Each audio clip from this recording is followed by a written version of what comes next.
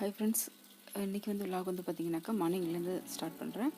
இது வந்து என்னென்னு பார்த்தீங்கன்னாக்கா, பச்சை பயிர் வந்து நான் முதல் நாள் நைட்டு ஊற வச்சுருந்தேன். காலையில் வந்து சாலட் பண்ணுறதுக்காக முதல் நாள் நைட்டு வந்து தண்ணி ஊற்றி ஊற வச்சுட்டேன். மறுநாள் வந்து பார்த்திங்கனாக்கா நான் வந்து அது தண்ணியை வந்து வடிகட்டி எடுத்து வச்சுருக்கேன். நல்லா வாஷ் பண்ணிவிட்டு இதை வந்து பார்த்திங்கனாக்கா அப்படியே வந்து பாயில் பண்ணிவிட்டு லைட்டாக உப்பு போட்டு பாயில் பண்ணிவிட்டு நான் எடுத்து வச்சுருக்கேன் சாப்பிட்றதுக்காக. இது வந்து பார்த்திங்கனாக்கா தயிர் உர ஊற்றுறதுக்காக நான் வந்து 1/2 லிட்டர் பால் எடுத்து அப்படியே நான் காய்ச்சி வச்சுருக்கேன். தண்ணிலாம் நான் வந்து ஆட் பண்ண மாட்டேன் தயிர் ஊற்றும் போது.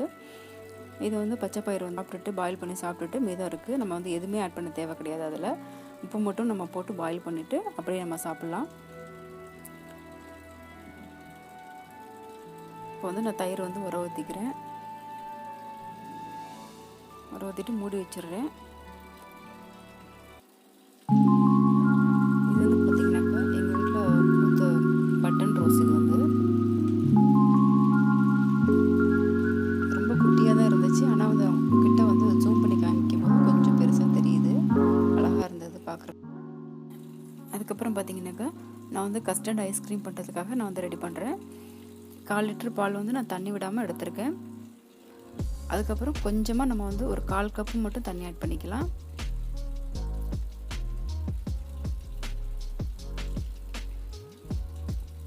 அது நல்லா கொதி வந்தோடனே ஒரு 1/4 கப் மட்டும் சுகர் ஆட் பண்ணிக்கிறேன். பண்ணுறதுக்கு நமக்கு வந்து நிறைய பொருள் தேவைப்படாது. 1/4 கப்பு நான் சுகர் ஆட் பண்ணிவிட்டு நல்லா வந்து கலந்து விட்டுட்டு கொஞ்சம் நல்லா பாயில் ஆகணும்.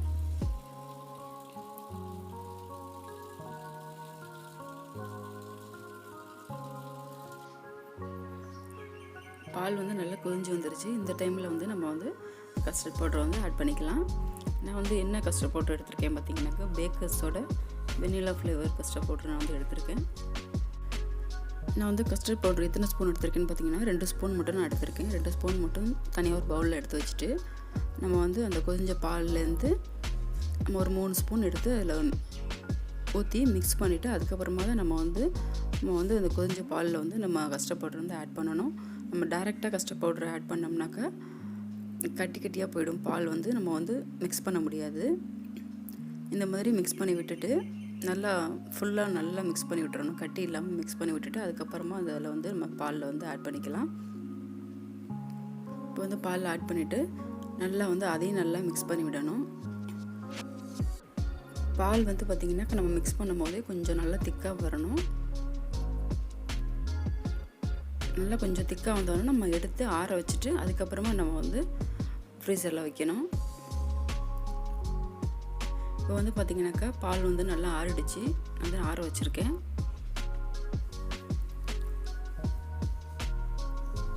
பால் வந்து ஆறினோன்னா இந்த மாதிரி ஒரு பாக்ஸில் வந்து ஏர்டைட் பாக்ஸில் வந்து நான் வந்து ஊற்றிக்கிறேன். ஊற்றிட்டு நம்ம வந்து ஃப்ரிட்ஜில் வச்சிடலாம்.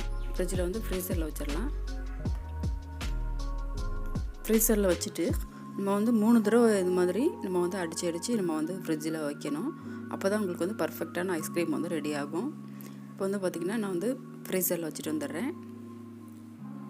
அதுக்கப்புறம் பார்த்திங்கனாக்கா நான் காலையில் ஊற்றி வச்ச தயிர் வந்து நல்லா வந்து உறைஞ்சி வந்திருக்கு.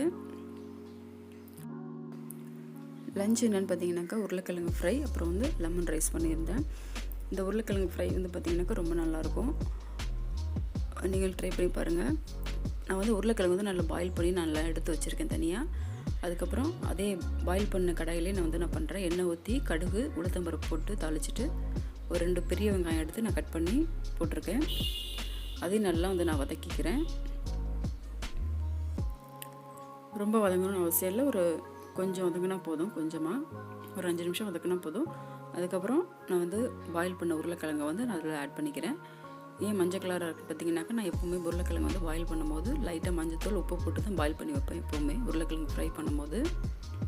அதுக்கப்புறம் மிளகாத்தூள் கொஞ்சோண்டு ஆட் பண்ணிக்கிறேன், ஒரு 2 ஸ்பூன். அதுக்கப்புறம் தூள் உப்பு வந்து நான் ஆட் பண்ணிக்கிறேன். அதையும் நல்லா வந்து நான் வதக்கிட்டு லாஸ்ட்டாக வந்து பார்த்திங்கனாக்கா நான் ஜீரகப்பொடி வந்து நான் ஆட் பண்ணிவிட்டு அதையும் நல்லா வந்து மிக்ஸ் பண்ணி விட்டுட்டு அதுக்கப்புறமா நான் வந்து இறக்கிடுவேன். நம்ம வந்து இந்த உருளைக்கிழங்கு ஃப்ரை வந்து பார்த்திங்கனாக்கா ஆனியனோட சாப்பிடும்போது ரொம்ப நல்லாயிருக்கும். இப்போ வந்து லாஸ்ட்டாக வந்து ஜீரகப்பொடி ஆட் பண்ணிவிட்டு நான் வந்து மிக்ஸ் பண்ணி விட்டுறேன். இது மாதிரி ட்ரை பண்ணி பாருங்கள், ரொம்ப நல்லாயிருக்கும். அவ்வளோதான், உருளைக்கிழங்கு ஃப்ரை வந்து ரெடி ஆகிடுச்சு. இப்போ வந்து பார்த்திங்கனாக்கா லெமன் ரைஸ், அப்புறம் வந்து உருளைக்கிழங்கு ஃப்ரை. அடுத்தது வந்து பார்த்திங்கனாக்கா இப்போ வந்து நம்ம ஃப்ரீசரில் ஊற்றி வச்ச கஸ்டர்ட் பவுடர் ஐஸ்கிரீம் வந்து கொஞ்சம் கெட்டியாக இருக்குது. இந்த டைமில் வந்து நம்ம வந்து திரும்ப ஒரு தடவை அடித்து எடுத்துக்கலாம்.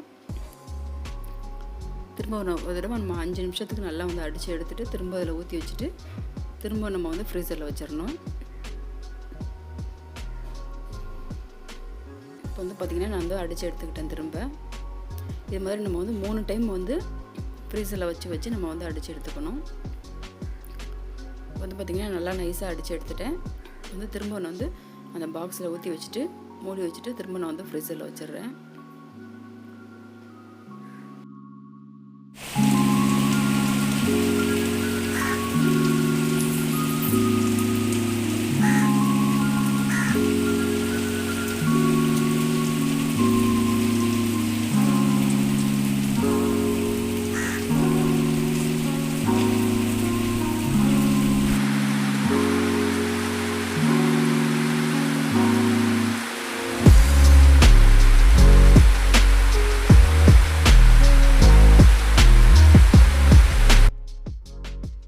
இது ஈவினிங் பார்த்திங்கனாக்கா இங்கே வந்து புதுக்கோட்டையில் வந்து நல்லா மழை பெஞ்சிக்கிட்டு இருந்தது.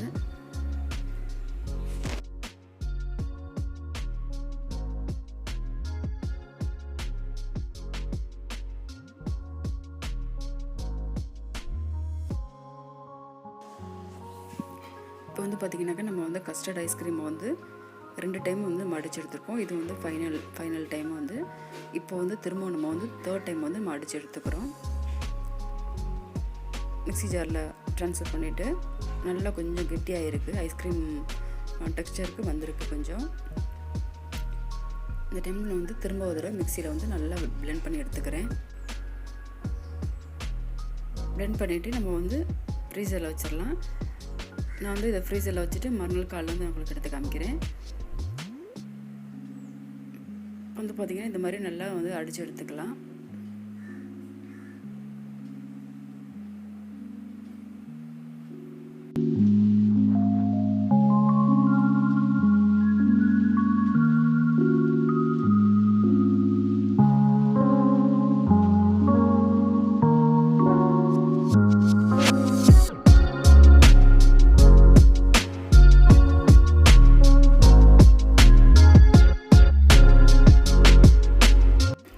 பண்ணுறேன்னு பார்த்தீங்கன்னாக்கா ஆனியன் சட்னி பண்ணுறதுக்காக நான் வந்து ரெடி பண்ணுறேன். நைட்டு வந்து தோசைக்காக. இது வந்து பார்த்திங்கன்னா இன்ஸ்டன்ட் சட்னி. இது வந்து சின்ன வெங்காயம், காஞ்ச மிளகாய், புளி, பூண்டு, உப்பு, அவ்வளோதான். இதுக்கு வந்து தேவையான பொருள் வந்து பார்த்திங்கனாக்கா இவ்வளோதான். நம்ம வந்து பூண்டை வந்து அதோட சேர்த்து அரைக்கும் போது தோல் உரிக்காமல் நான் வந்து அரைப்பேன் எப்போவுமே. அதில் கொஞ்சம் அரைக்கும் போது பார்த்திங்கனாக்கா கொஞ்சமாக நான் வந்து ஆயில் விட்டு அதுக்கப்புறமா அரைப்பேன். இது வந்து பார்த்திங்கன்னா ரொம்ப நல்லாயிருக்கும் இந்த சட்னி வந்து. இது வந்து இன்ஸ்டன்ட் சட்னி தான். இது வந்து அடுத்தது நான் வந்து தாளித்து ஊற்றிக்கிறேன். இந்த மாதிரி சட்னி வந்து ட்ரை பண்ணி பாருங்கள், ரொம்ப நல்லாயிருக்கும். இது வந்து பார்த்திங்கனாக்கா மறுநாள் காலையில் வந்து பார்த்திங்கனாக்கா ஐஸ்கிரீம் வந்து பர்ஃபெக்டாக ரெடி ஆகிருந்துச்சி, ரொம்ப நல்லா இருந்துச்சு. இந்த மாதிரி ஐஸ்கிரீம், கஸ்டர்ட் ஐஸ்கிரீம் வந்து ட்ரை பண்ணி பாருங்கள், ரொம்ப நல்லாயிருக்கும். இந்த வீடியோ வந்து உங்களுக்கு பிடிச்சிருந்துச்சினாக்கா ஒரு லைக் கொடுங்க, கமெண்ட் பண்ணுங்கள், சப்ஸ்கிரைப் பண்ண மறக்காதீங்க, சப்ஸ்கிரைப் பண்ணுங்கள்.